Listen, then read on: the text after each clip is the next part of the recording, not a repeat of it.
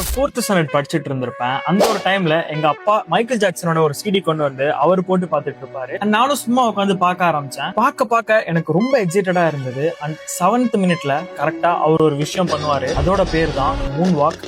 எனக்கு அந்த வயசுல கையில முடி நட்டுக்கிறதுலாம் கூஸ்பமான ஒரு மொமெண்ட்ங்கிறது எனக்கு சத்தியமா தெரியாது. நான் அதை கையை பார்ப்பேன், அப்படியே புல்லரிச்சு நிக்கும். இப்படி இந்த மனுஷன் இப்படி பண்ணாருங்கிற ஒரு மொமெண்ட்லயே நான் அவரோட வீடியோஸ் எல்லாத்தையுமே உட்காந்து போட்டு பார்க்க ஆரம்பிச்சேன். அந்த சீடியை 4th இருந்து 10th முடிக்கும் போட்டு அடிச்சு ஓட்டாத நாளே கிடையாது. அவ்வளவு வாட்டி பார்த்திருப்பேன் அவரோட வீடியோஸ். அண்ட் அவரை பார்த்து மூன் வாக் பண்ணணும்னு நானும் நிறைய வாட்டி ட்ரை பண்ணியிருக்கேன். அண்ட் கொஞ்சம் எனக்கும் இந்த மூன் வாக்லாம் வரும் இந்த வீடியோல வர மாதிரி. அந்த அளவுக்கு ஒரு ஐகானிக் கேரக்டர். ஆறாங்கிற ஒரு விஷயம் என்னங்கிறதே அவரை பார்த்தாதான் உங்களுக்கு புரியும். அவரோட ஒரு கான்செர்ட்லயும் மினிமம் 5000 பேர் மயக்க போட்டு விழுவாங்க. அவர் என்ட்ரி கொடுக்குற மூமெண்ட்ல இருந்து கத்தி லங்ஸ்ல இருக்க ஆக்சிஜன் எல்லாமே ட்ரெயின் ஆகி அந்த மனுஷங்க எல்லாரும் மயக்க போட்டு விழுவாங்க. அந்த அளவுக்கான ஒரு மைக்கேல் ஜாக்சன் மட்டும்தான் கிடையாது. யோசிச்சு பாருங்க, இன்டர்நெட்டுங்கிற ஒரு விஷயம் இல்லாத ஒரு டைம்ல அந்த மனுஷனுக்கு அவ்வளவு மில்லியன் கணக்கான ஃபாலோவர்ஸ் இருந்திருக்காங்க. அவ்வளவு பேர் ஃபேனா இருந்திருக்காங்க.